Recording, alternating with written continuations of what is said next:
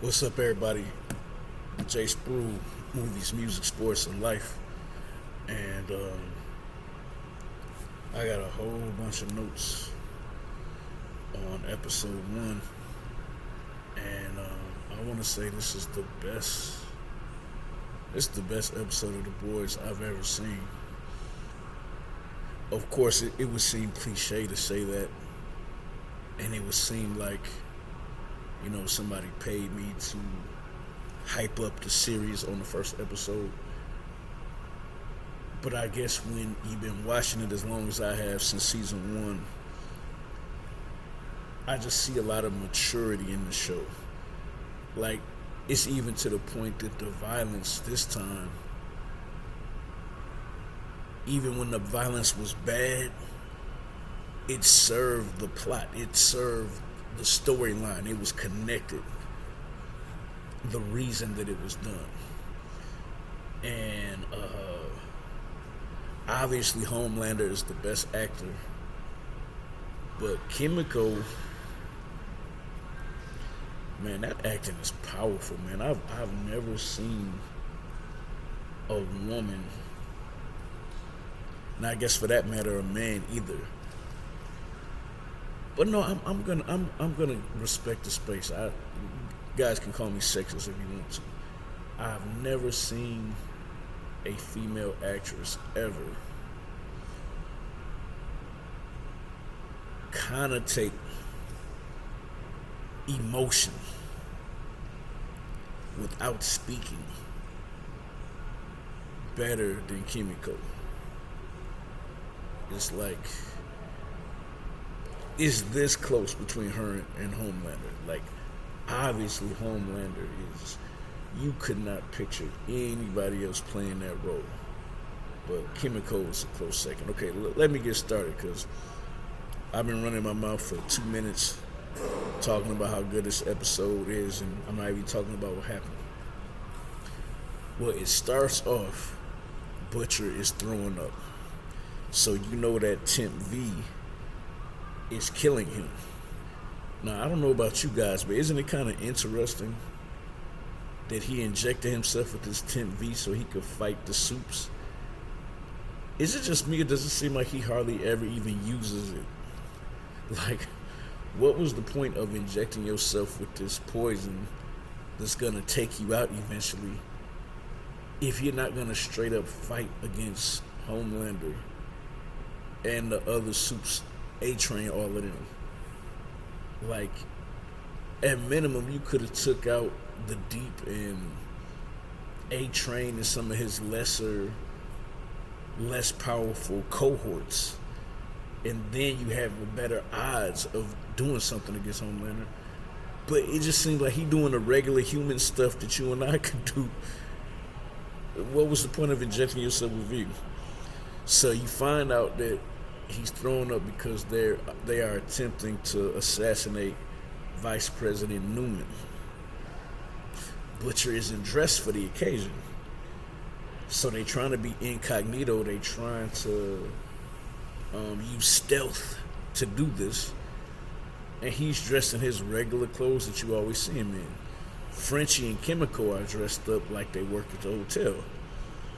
So they tell Butcher, hey man, you're not dressed for this, you gotta stand by and be lookout. And I could tell instantly Butcher does not like that. So then they show Homelander. The first question you have is, what is Homelander doing here? But then you see him using the bathroom. And I instantly, they show some type of thread. I don't know why a superhero with prostate issues would have thread, like yarn, come up because he's having a hard time using the bathroom. But that's what they do.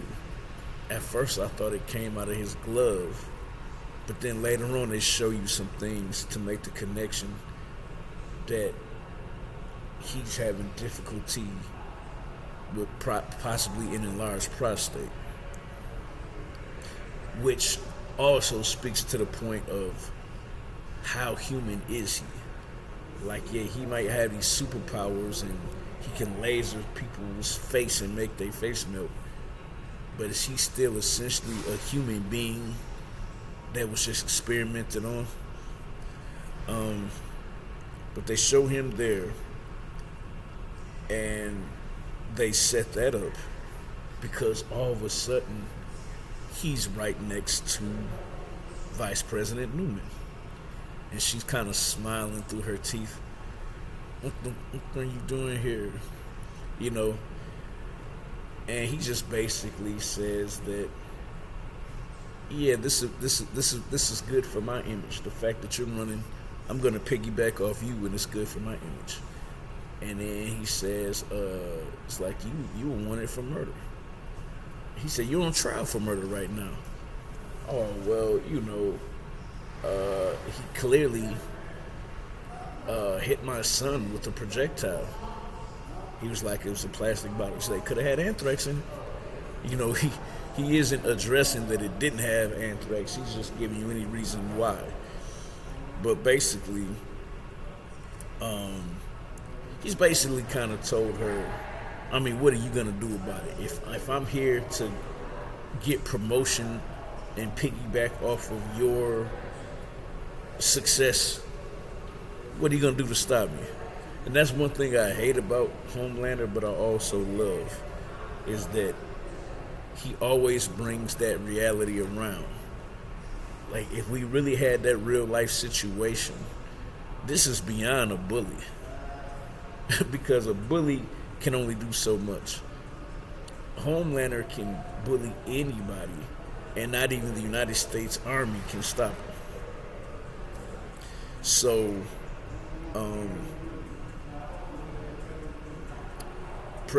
Vice President Newman, her daughter is named Zoe, or Zoe. And Homelander's son Ryan, they see each other. I think they might have like a little attraction for each other. And you would think, as racist as Homelander is, he would be opposed to that. But he said, no, you guys go get some ice cream. And so when they go to get the ice cream, Butcher is there. And he asks Zoe, will you excuse us so I can just talk to him? And she says, fine. Now keep in mind, this whole time I remember that they held her down and injected her with V. So something told me that was going to come into play.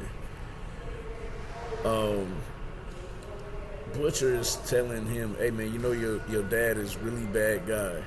Just come with me, and I'm going to take you to Grace and get you away from Homelander. And he said, he's my dad. He said, yeah, he killed somebody right in front of you. But he was a PDF file. And he was like, man, your dad lied about that to justify what he did. And all of a sudden, Homelander just walks in. And that's another thing that's really funny about this show, is that it's just so subtle how they remind you that Homelander has super hearing. They don't do no special effects for it, anything. It was like that time when A-Train a few seasons ago tried to cuss Homelander out under his breath.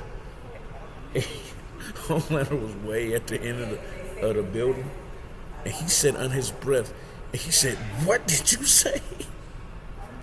And he got right with A-Train, and those eyes turned red, and then he said, what did you say to me? And like he apologized so he wouldn't get killed. And he comes in, he said, no means no. This isn't the Neverland Ranch. So a little joke against Michael Jackson being a child PDF. He immediately noticed that his brain is surrounded by cancer from that Temp V solution. So obviously his eyes is just like an X-ray machine, like Superman. But then the plan kind of gets foiled because they are in Zoe's room, and she was like, what are you guys doing in my room? He said, oh, we're part of your mom's security detail. Dude, she didn't waste no time. Like as soon as they said that, she just let out this ugly scream. Ah! And these things came out of her mouth, and she killed 2 of the people on the mission with them. And they had no idea that she was a supe.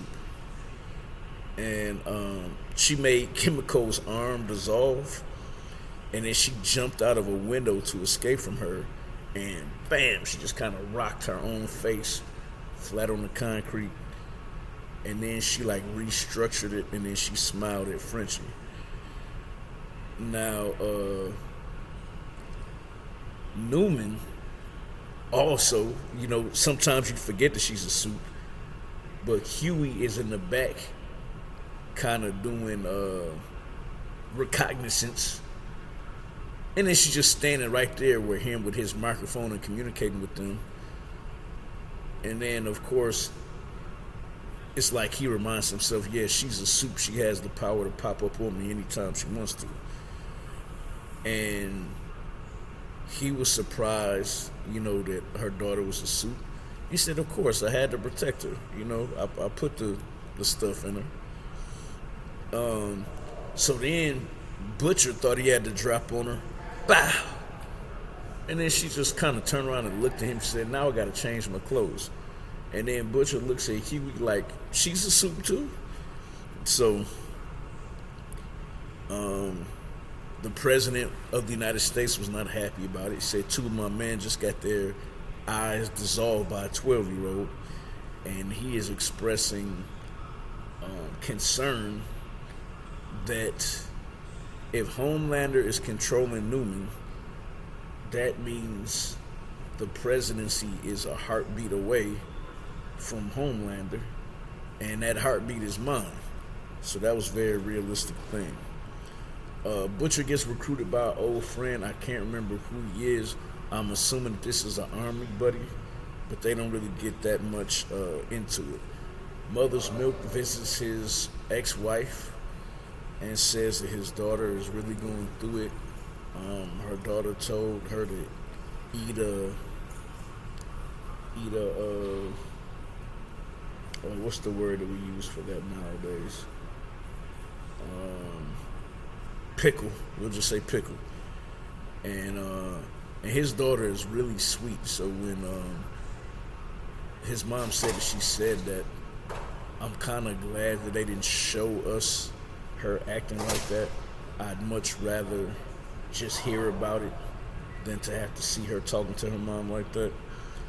Then they showed horrible nightmares for, you know, Homelander.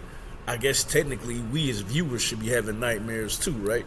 Because all it is scenes of the horrible things that he's done to people, including our guy Black Noir. All the killing he's done, all the trauma that he feels like he's been through. Then they show the Deep. They're talking about the scandal of him breaking up with his wife and supposedly being in a relationship with this octopus. And he denied the octopus and then said, and anything she says, you can't believe her, she pooped in my bed. So that was a Johnny Depp reference of obviously Amber Heard laying a deuce on Johnny Depp's bed, according to him. So this is where the episode really gets good. We're introduced to Sister Sage from the standpoint of when they are, you know, recruiting. They say we need to put somebody new into the 7. And it says Sister Sage, Detroit, and then it says Wrangler, San Antonio. So Homelander likes that Wrangler kills some migrants in San Antonio, but they covered it up. A-Train says he didn't like Sage when they used to be in Team Kicks, which is, I guess, like a Teen Titans version of the 7, and says she only lasted for 1 month, and they kicked her out. And they said the reason why is because she talks too much. But I immediately, from the show preview, I remember that they said that she was the smartest person in the world. So If she talks too much, is she just blabbering, or is the things that she's saying profound? And then he just felt inadequate because he isn't as smart as her. So they sitting in a meeting, and Homelander is frustrated. He said, "I'm surrounded by imbeciles and psychophants." And this is really important because Homelander's to the point everything is too easy and everybody just agrees with me. Like, what's the point of ruling over everything if I never have a challenge? And so he tells the Deep, go ahead and just go down on A-Train. And obviously A-Train or the Deep don't want to do it, but he came this close to doing it. And then when he got down on his knees, he was like, "Get up off of your knees." He's like, "This is exactly what I'm talking about." And I think at that moment, he realized that he needed Sister Sage because he feels like he at least wanted to test it out to see if she had the intellect that would present him a challenge and would she be useful. And the one thing that was funny about that too is Black Noir. In the credits, they call him Black Noir #2. Nobody is acknowledging that he's alive. Nobody is explaining how he got here again. Or maybe we're just supposed to assume that this is somebody else just taking up the mantle that isn't the same guy. And maybe Homelander just feels comfortable having another one because he killed the original one. But it was just so funny that he's just there again. Butcher feels like he's getting pushed out of the boys. He doesn't like it. So he asks Newman to join her. And her terms was, "You shut down Huey from telling the press about who I really am. Those are my terms. Take it or leave it." There's going to be a new Soup, and I think she's going to be on Homelander's team. Her name is Firecracker. She's basically a pro-Trump Alex Jones blogger, and haven't seen what her power is yet, but I'm assuming it has something to do with fire since she calls herself Firecracker. And she also seems to be very much like the new Stormfront. You know, just a woman is spitting all this racist rhetoric and all these QAnon conspiracy theories about Democrats. You know, they're not coming right out and saying Democrats, but you can follow the logic of what they're doing and how they're doing it. Kimiko has the amazing eyes of expression, and she figures out that Frenchie is gay. And she kind of spends the rest of the show kind of telling Frenchie, just be free. Like, I love you, but I'm not going to be with you. And that being with this guy is what's going to make you happy. That's what I want you to do. So he just pops up at Sister Sage's doorstep in Detroit. And I love that just like I'm rocking the Milwaukee Giannis, all these dots represent us being downtown at the arena. That's like an overhead shot of all of us. She has on the Palace of Auburn Hills t-shirt, which is the old arena that got torn down where the Detroit Pistons used to play. And he basically says, well, what makes you so great? And then she tells him, well, I'm the smartest person on earth. And then he was like, show me. And she just broke the man down, say you've been washing your hands more often. It's because you're peeing a lot more. Your prostate is enlarging. And plus you're getting gray hairs. And at Vought, they keep streaking you, giving you that streaky blonde hair to cover it up. So in other words, even though you are a superhero, you are aging. And you are feeling that and you're kind of going through a midlife crisis. And then, you know, he told her to join the seven. She said, I could never do that. I'm a black woman and I'm 1,000 times smarter than you. That's going to make you insecure. And then, what did he say? He said the coldest thing that I've heard. He says, I'm smart enough to listen. And that's one thing about Homelander that I respect. Is he pretty much acknowledged, yeah, I'm a racist. But I'm only a racist up to a certain extent.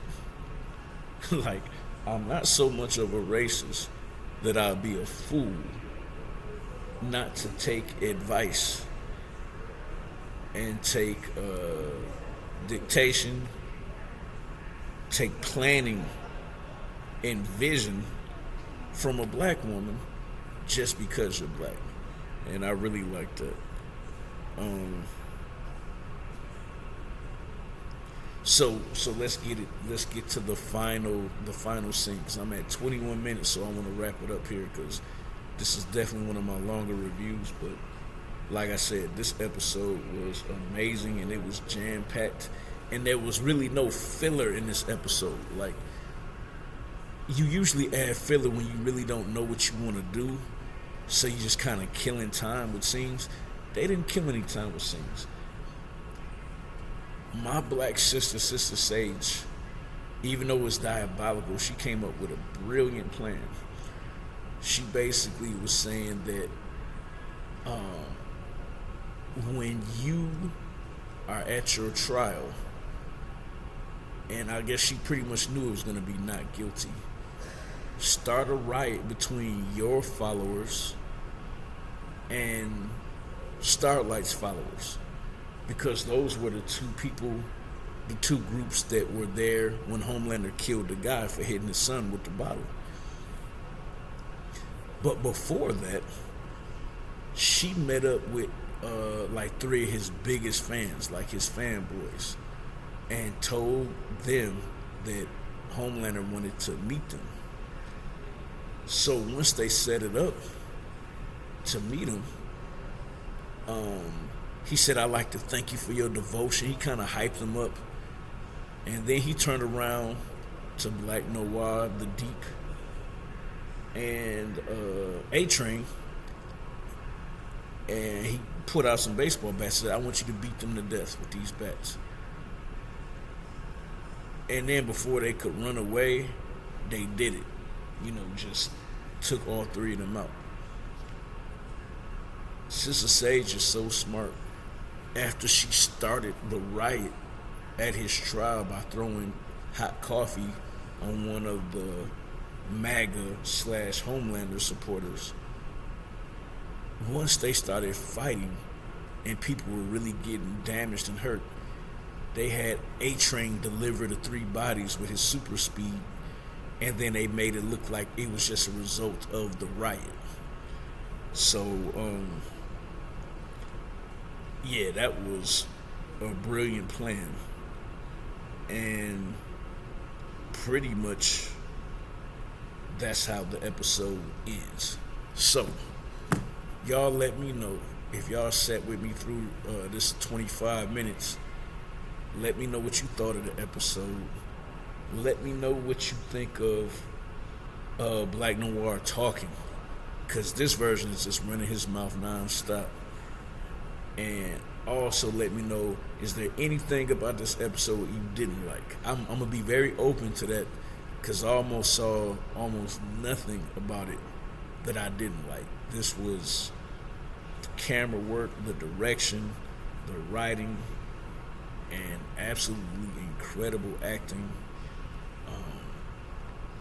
Had a story that you could kind of follow, even if you haven't been watching the other seasons. This story was good enough that if it's your first time watching The Boys, you can just be like, you know what? I'm invested from here on out. And I guess final question for you guys. How do you guys feel about next season, season 5, being the final season and there's no more boys after this? Show got to end sometime, so.